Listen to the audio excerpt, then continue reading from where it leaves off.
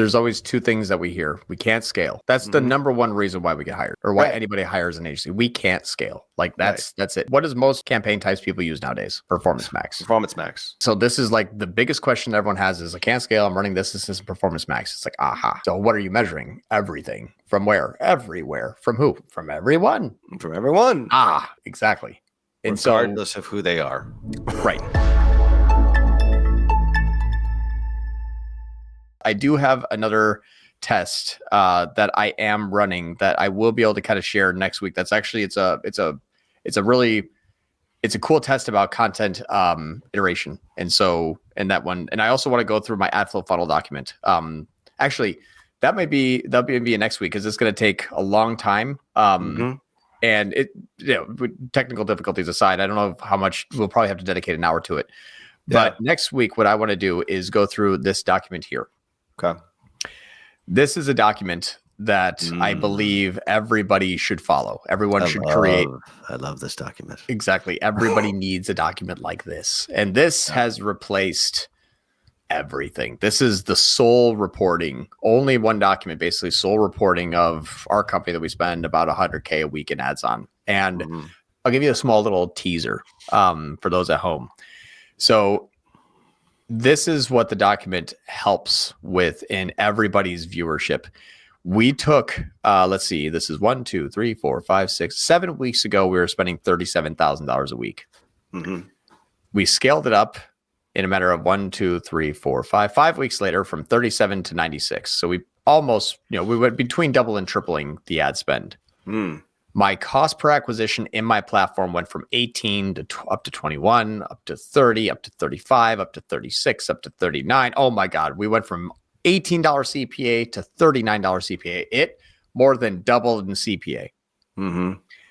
This is where 99.9 out of 100 advertisers will stop. They'll panic. They'll throw in the towel. They'll back off. They'll say, we got to re-strategize. Look at this. We add an ad spend. The CPA just keeps climbing. I'm looking at the MYRR really right below it too. I'm like, oh, wait a second. We're at 1.85. We were at 4 before. Right. Yeah. Not going in the right direction. Alarm bells. 4 is going to 3, is going to 2, going to 2, go to 1. Now, what you don't see here is we have a hidden floor that's 1.5. Once MYRR hits 1.5, we back off. If it doesn't hit 1.5, we don't. And the reason why we were able to kind of keep scaling with that MYRR is because if we actually measure our Shopify new customers, this is the date range here that we had the 25th to we'll look at this date range here. I'll highlight them.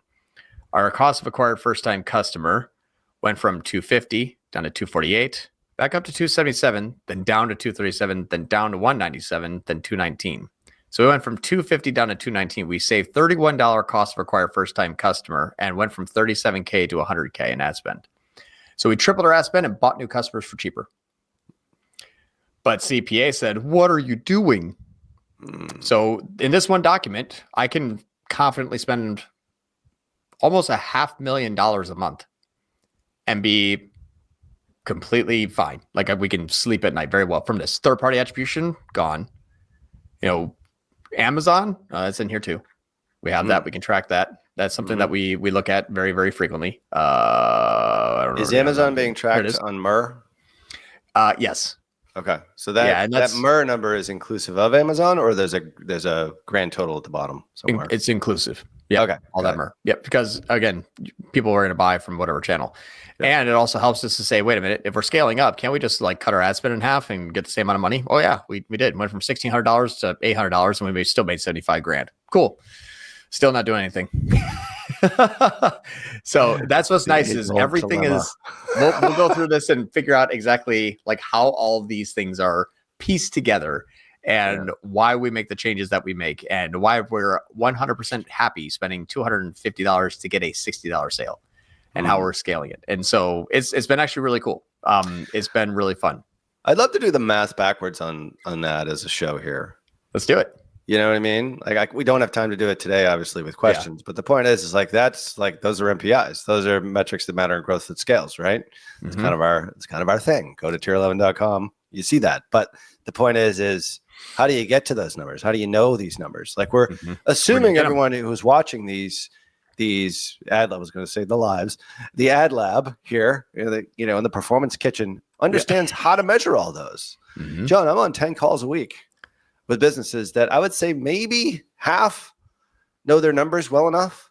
Yeah. I mean, obviously the supplement example that we use constantly on the show, those guys know their numbers like inside and out, backwards and forwards on every individual product. And it's like, you need to be able to do that. It's almost like we should do a show specifically on that.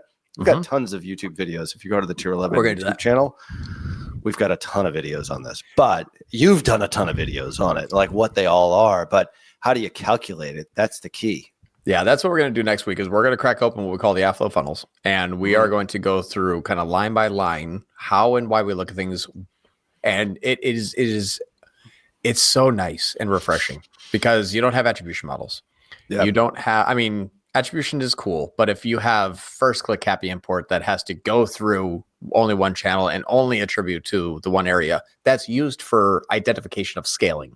That is not used for business health. That's why CPA is doubling, and I'm like, woohoo, keep going. Yeah. Even just for fun, one little last teaser. These two numbers here. Yep. You'll notice that we have something called MYRR and MYRR less subs. And interesting. So exactly what we look at is the delta between our MYRR. Oh, I can't use red. There we go. Well, I guess I'll change this color, blue. The difference between our MYRR. Oh my God, it went back right back. That's all right. What the? It's red. Well, red. So I have to click OK? Yeah, I think that's it. Oh my God, it literally made me click OK. Cool. Yeah. So the difference between the 3.52 and the 2.13 is that is returning customers who are subscribers. Yeah. So what's nice is now that our subscribers have pushed us to a top line MYRR of about a 1.79, 1.8 on the low side, it means that my MYRR less subs, I can actually get more aggressive down to the below 1.5 MYRR we needed. So I can actually scale faster because the subscribers every day wake up and hand me $15,000 before I start marketing. So now I got built-in padding. It's like, hey, how much have you spent? I spent 0 today. Well, you're already starting with a 15K revenue head start. Now what do you can spend? At least 15K. So your number is your MYRR number, but your real number is the MYRR less subs number. Like that's what you really care about. Yep. If you want to be as stringent as possible with this way of looking at data. Yep. Yeah.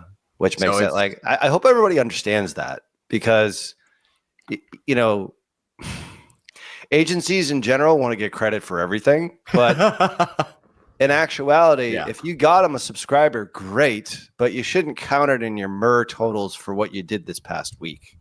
Well, I mean, what's funny is like there's only two of us that are working on things. Like I'm pressing, or he's pressing the buttons, I'm strategizing. So we're both like kind of doing things week over week. So what's cool is like we're both responsible for it. But what happened and how can we leverage it?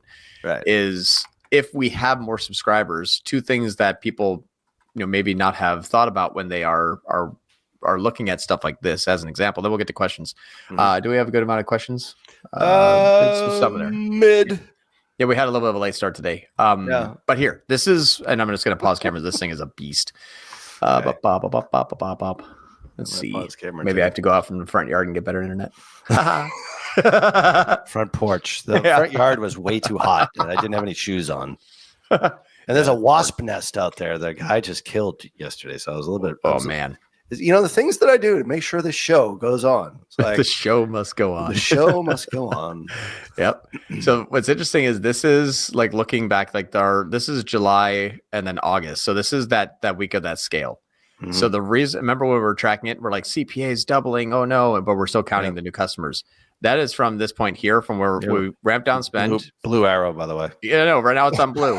I'm gonna make like a new color, like it's just a burnt orange. As long as I click OK, they let me do anything I want. Wow, look at that. Yeah, so CPA was doubling from 20 to 40, which is usually when people are like, "Oh no, we tried to increase spending and the CPA doubled. It must not be working." That's typically when you would stay on that path, right? And then that is the death of a business. Exactly. Look at my ROAS isn't good. But because we have new customer acquisition we know we can afford, that's what we actually now have reached just basically this week, an all-time high in the account. So this is so important that we looked at things that weren't doing well. We actually had to do new creative diversification because we were actually experiencing some waffling. This all happened, by the way, with a cost cap. Really? We scaled with a cost cap, something like 150 G's. So yes, and so that's what's like. Just I mean, there's just so much things here that people are gonna just getting blown away by. Really? Yeah, with the cost cap. And I have to assume this one, like, I don't know this one as well, but this one was, you're doing Advantage Plus sales automated and Oh yeah, full first click cap be imported to customer only. Yeah. Got it. So yeah, so then when we're looking at this here, we this thing scaled up 190 G's, 12% less cost per acquire first time customer, which is we saw in AppFlow funnels. When we were scaling up, we saw our customer cost scale down. It wasn't insane, but it was going from 250 and went down to about 244. So yeah, it's about between 219 and 244. So yeah, that's scaling down. Yeah. So that's lining up with what we're seeing in our own top line. Yeah. And allowable NCAC for 250. Was that? Yep. Yeah, like 300 is our top line. 250 is where we get we're happier, and then anything under 200 is just like unlimited spend. That's your happy zone. That's your scale, kill, chill zone. Exactly. You're in your sort of scale. Yep. Yeah. Exactly. And so that's what's nice is we were able to hold tight because obviously we saw what was happening in platform. We saw what was happening in AppFlow funnels, but if we listened to in-app ROAS and CPA, we would have went right back down, and we probably would have lost. Geez, I don't know how long it took us to get from there to there, from March to May, April, May. We would have lost 4 months of work if we looked at it a different way. Right. And that's why it's just so important. It's the difference between back 6 months or all-time highs. Right. And it's just proper measurement.